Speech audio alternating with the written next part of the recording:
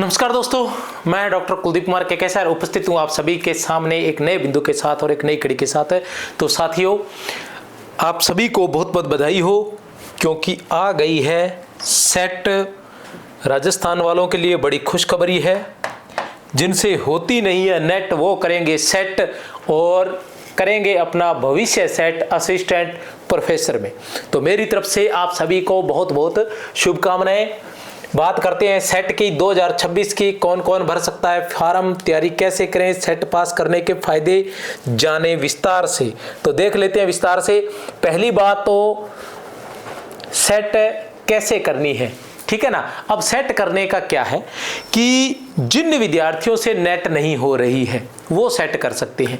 दूसरी बात यह है कि जैसे हम देख रहे थे कि अभी वरिष्ठ अध्यापक की तैयारी करने वाले विद्यार्थी या व्याख्याता की तैयारी करने वाले विद्यार्थी जो सही तरीके से नेट की तैयारी नहीं कर पाएंगे, जिनको बनना असिस्टेंट प्रोफेसर है। जैसे मैं कहूं कि व्याख्याता की तैयारी करने वाले, हालांकि वो पेपर तो दे देंगे क्योंकि उनका 31 मई से लेके 12 जून तक शायद उनके पेपर खत्म हो जाएंगे और वो जून में ही पेपर 22 जून को इसका नेट का पेपर है शायद। तो ये वो कब है इसका, ये बात करते हैं हम। हाँ ठीक है, 11 जून को इसका व्याख्याता का पेपर खत्म हो जाएगा और उसके बाद नेट के जो 22 जून से शुरू हो जाएंगे। 10 दिन का टाइम रहेगा। अब 10 दिन में पेपर तो वो दे देंगे, पेपर देने का टाइम समय तो मिल जाएगा। वरिष्ठ अध्यापक वालों को नहीं मिलेगा हालांकि, क्योंकि उनके पेपर बाद में है। लेकिन सेट एक ऐसी परीक्षा आ गई है कि व्याख्याता वाले पहले व्याख्याता की तैयारी करें डट के और उसके बाद बड़े ही आरामदायक तरीके से सेट की तैयारी कर सकते हैं। और सेट के बाद आएगी असिस्टेंट प्रोफेसर की भर्ती और आपको मिलेगा डबल ऑफर। साथ में पहले बनेंगे व्याख्याता और उसके बाद बनेंगे असिस्टेंट प्रोफेसर। तो सेट का मैं बता दूं आपको कि सेट में क्या है कि एक तो इसका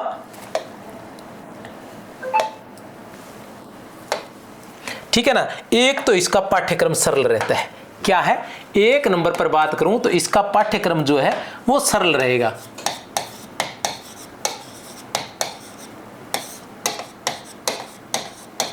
ठीक है ना, किसके मुकाबले, नेट के मुकाबले। नेट का पाठ्यक्रम थोड़ा सा टफ रहता है, बड़ा रहता है, उसके मुकाबले थोड़ा सा आसान रहता है स्टेट लेवल की।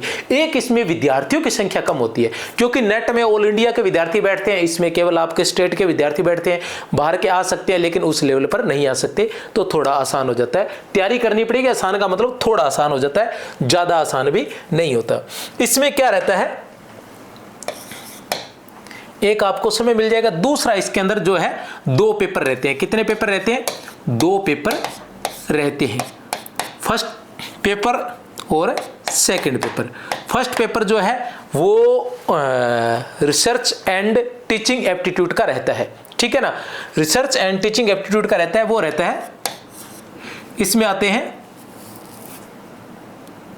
50%। ठीक है, और जो सेकंड पेपर है वो विषय का रहता है, इसमें आते हैं 100%। अभी तक तो ऐसा हुआ है, ये जो है गुणा 2 बराबर 100 अंक का। ठीक है,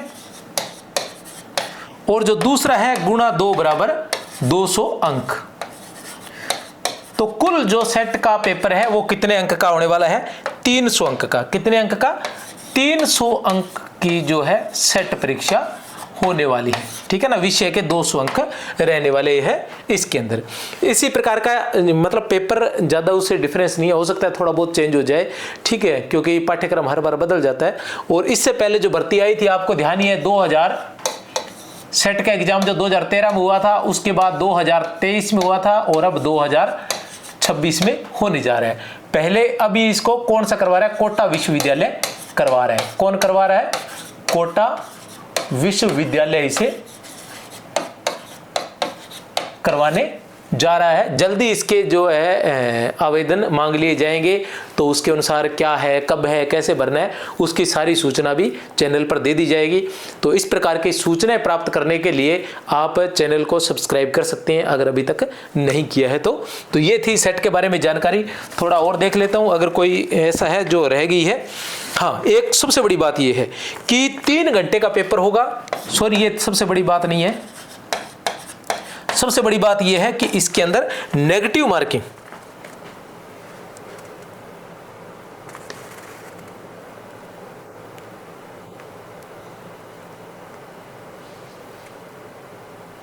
नेगेटिव मार्किंग नहीं है। क्या है? नेगेटिव मार्किंग नहीं है, ये सबसे बड़ी बात है इसकी। तो जो पासिंग वाला मैटर रहता है, अभी व्याख्याता वगैरह में चल रहा है, उससे हम बच सकते हैं। और दूसरा ये है, इसका एक और फायदा है, एक और फायदा ये है कि सेट होने के बाद आप निजी कॉलेजों में भी लग सकते हैं, और दूसरा संविदा भर्ती में भी लग सकते हैं। अभी जो संविदा भर्ती आ रही है, वैसे वो तो नहीं लग पाओगे इस सेट से, तो क्योंकि वो हो जाएगी शायद, फिर भी आगे पीछे हो तो इससे काम चल जाएगा। और दूसरा ये है कि मतलब जब जैसे ही भर्ती आएगी, अभी सेट करोगे और उसके बाद जैसे असिस्टेंट प्रोफेसर की भर्ती आएगी तो आप परमानेंट असिस्टेंट प्रोफेसर बनो ना। बाय द वे जो नहीं बन पाते हैं उनके लिए फ़ायदा होता है कि सेट थोड़ी आसान रहती है और स्टूडेंट उसे कर पाता है, और करने के बाद नेट की जगह जो निजी कॉलेज और विश्वविद्यालय होते हैं उनमें उनको जॉब मिल जाती है। तो वहाँ से वो स्कूल की बजाय, नहीं तो उनको स्कूल में जॉब करनी पड़ती है, और स्कूल की जॉब जो थोड़ी टफ रहती है और कॉलेज की जॉब थोड़ी आसान रहती है। और आगे सब्जेक्ट की तैयारी करने वाले विद्यार्थियों के लिए भी थोड़ा कॉलेज में पढ़ाना आसान रहता है। तो मेरी तरफ से आप सभी को बहुत बहुत शुभकामनाएं, और सेट के लिए तैयार हो जाइए। जय हिंद, जय भारत।